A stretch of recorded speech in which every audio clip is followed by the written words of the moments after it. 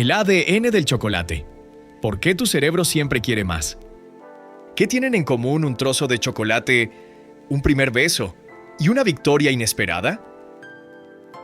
A simple vista, absolutamente nada.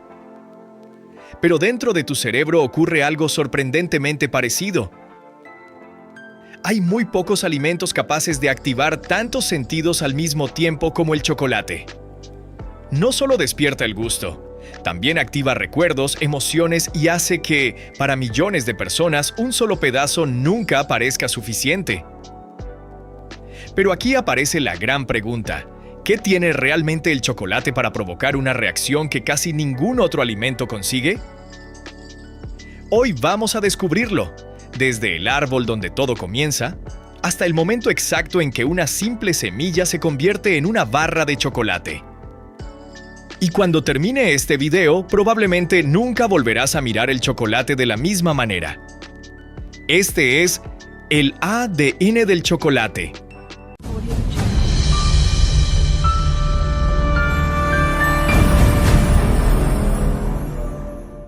Todo comienza mucho antes de que exista una barra de chocolate.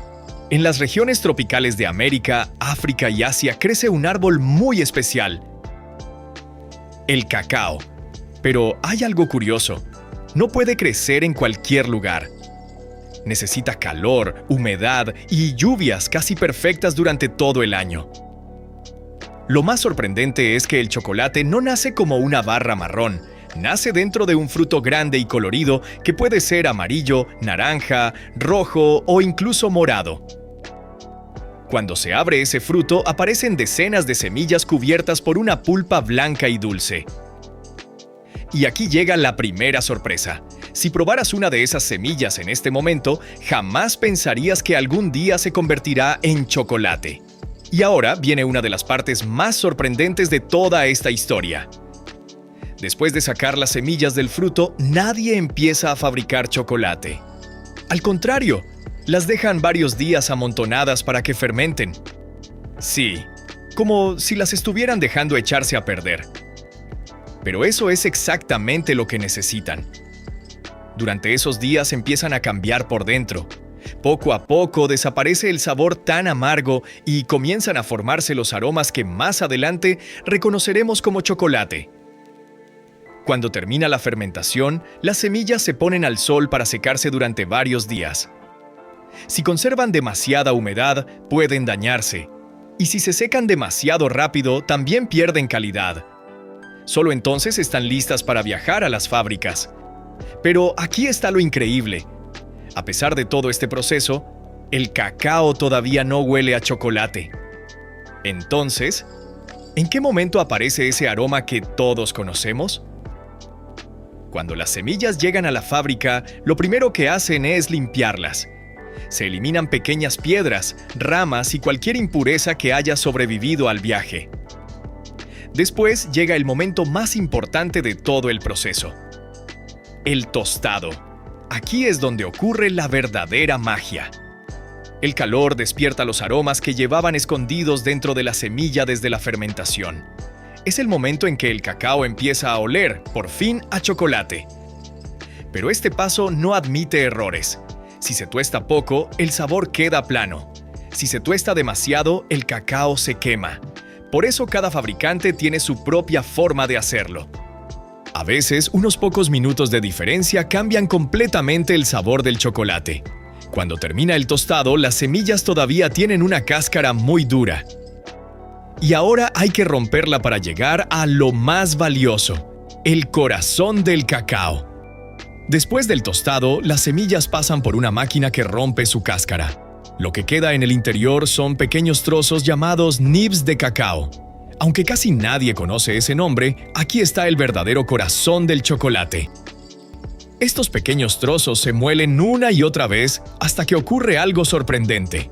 Sin añadir agua, sin añadir ningún líquido, el cacao empieza a convertirse en una pasta. ¿Cómo es posible? Porque las propias semillas contienen una grasa natural llamada manteca de cacao. Con el calor y la presión, esa grasa se libera y transforma los trozos sólidos en una crema espesa y brillante. Esa pasta será la base de prácticamente todo el chocolate que existe en el mundo. Pero si la probaras ahora, probablemente te parecería demasiado amarga. Así que llega el momento en que cada chocolate empieza a tener su propia personalidad. Hasta aquí, todo el chocolate es prácticamente igual. Pero eso está a punto de cambiar.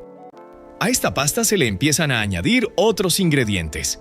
Dependiendo de la receta, puede llevar azúcar, leche en polvo, más manteca de cacao o vainilla. Y aquí nace una de las mayores diferencias entre una barra y otra. No todos los chocolates tienen la misma cantidad de cacao. Cuanto más cacao tiene una tableta, más intenso será su sabor. En cambio, cuando lleva más azúcar y leche, el resultado es mucho más dulce y cremoso. Por eso, dos chocolates pueden verse iguales por fuera y saber completamente diferentes por dentro. Pero todavía queda un proceso que muy pocas personas conocen, y es uno de los responsables de que el chocolate sea tan suave. Ese proceso se llama conchado. Aunque el nombre no diga mucho, aquí el chocolate cambia por completo.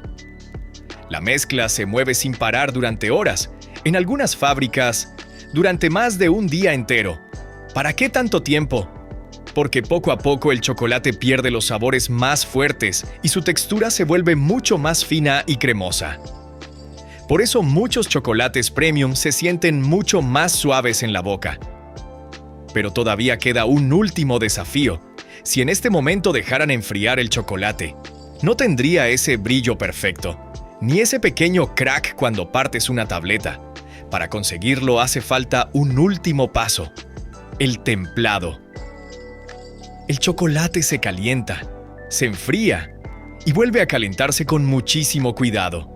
Puede parecer un detalle sin importancia, pero gracias a este proceso las tabletas quedan brillantes, lisas y con la textura que todos conocemos. Si este paso se hace mal, el chocolate puede verse opaco, llenarse de manchas blancas o romperse con facilidad. Cuando todo está listo, el chocolate líquido se vierte en moldes. Se enfría lentamente y por primera vez toma la forma de una barra de chocolate. Pero todavía queda una última pregunta. ¿Por qué algunas tabletas cuestan 10 veces más que otras? La respuesta empieza con el cacao.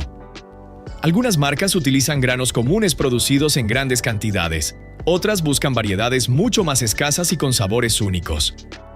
También cambia el tiempo que pasa en el conchado, la cantidad de cacao, el azúcar y los ingredientes utilizados. Por eso dos chocolates que parecen iguales pueden ofrecer experiencias completamente distintas. Y ahora volvamos a la pregunta con la que empezó este video. ¿Por qué tu cerebro siempre quiere más? Porque el chocolate reúne algo que muy pocos alimentos consiguen al mismo tiempo. Combina aroma, textura, grasa, dulzor y cientos de compuestos naturales que hacen que la experiencia resulte especialmente agradable para muchas personas. No es una sola cosa, es la suma de todas ellas. Y esa combinación ha convertido al chocolate en uno de los alimentos más queridos del planeta. La próxima vez que abras una barra de chocolate, probablemente ya no verás solo un dulce.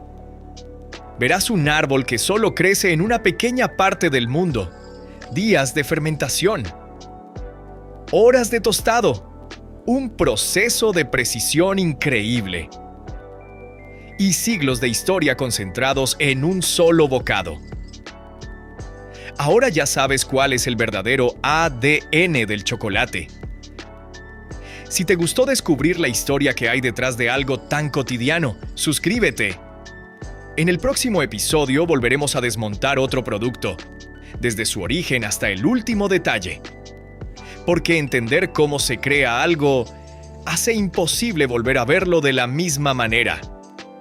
Nos vemos en el próximo episodio de El ADN.